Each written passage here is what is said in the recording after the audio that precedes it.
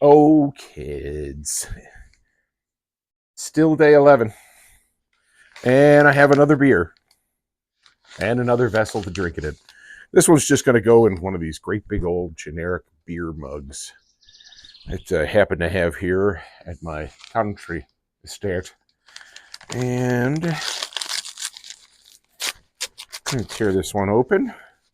Day 11 of the celebration month. What beer? Oh, I've actually had this one before. And it's a very good beer. It's Fat Pug's Oatmeal Milk Stout.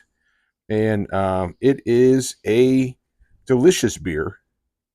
5.9% alcohol by volume. Wow, two stouts in a row. Yeah, here, you guys, it's a cute can too. A little pug there. So, and just, basically pencil art around the whole thing. So, fun. I do love, let's see, is there art? Is there brewed by Maplewood Brewing Company in Normal, Illinois? Well, that's cool. I didn't realize we were that close. Government warning, don't breed pugs if you're drunk and pregnant. Beef fluid. I wish there was an artist attribution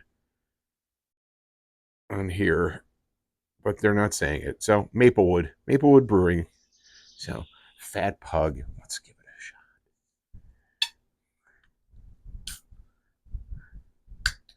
shot. Ouch. All right. Well, we know that one was sealed. And away we go. All right. It is a milk stout, not an imperial stout. So it's not going to be as dark, but it is certainly a dark beer. Very dark brown. There's this a hint of yeast sediment on the bottom of the can that has made it into the mug here. It is opaque. I can't see light through it at all. Let's see if I can do it. Oh, maybe a tiny bit this way. So, all right, let's give it a sniff. I'll tell you what it's like.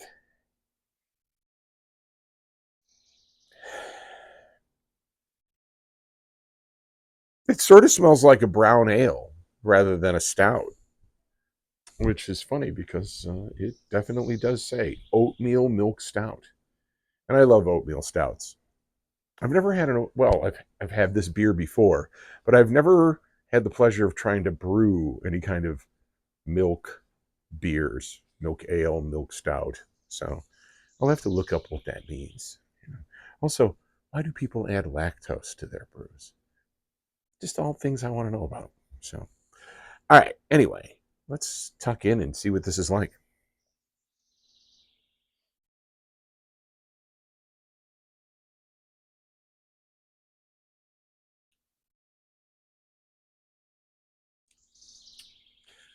It's a little bit sharper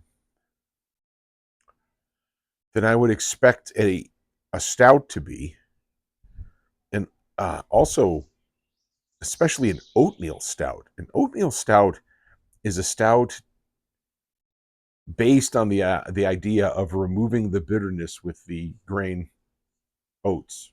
So, what you do is when you make an oatmeal stout, you boil oats and then you press the water from the oats, and that is the water that you use to brew the stout.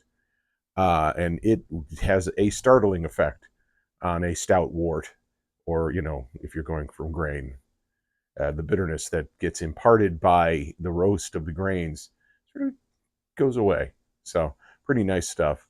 And I've brewed a couple of those myself as a home brewer way back when. It was fun, and it was tasty beer. Everybody agreed. So oatmeal stouts generally are a lot smoother than this is, though. This one is quite sharp, almost bitter.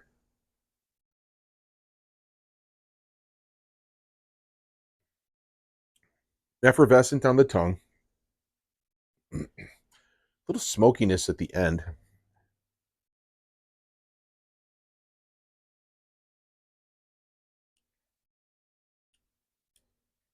Yeah, sort of a big burst of bitter on the roof of the mouth at the end of the swallow.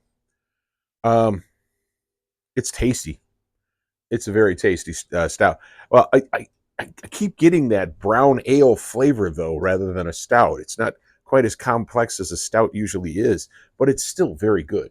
No matter what they call it, it's a good brewed product. So, Fat Pug, I'm gonna have to review my previous tasting of this because maybe it tastes quite different. Who knows? Fat Pug Oatmeal Milk Stout, Beef Fluid, Maplewood Brewing Company, out of Normal, Illinois. So, uh, 5.9% alcohol by volume. If I saw this in the stores, would I pick it up? Yeah, I probably would. It's tasty. It's a lighter stout than what I usually drink, so it's good. If someone handed this to me at a party, would I be happy? Yeah, I definitely would. Especially if it was being handed to me by someone who already had one, so that we could talk about it.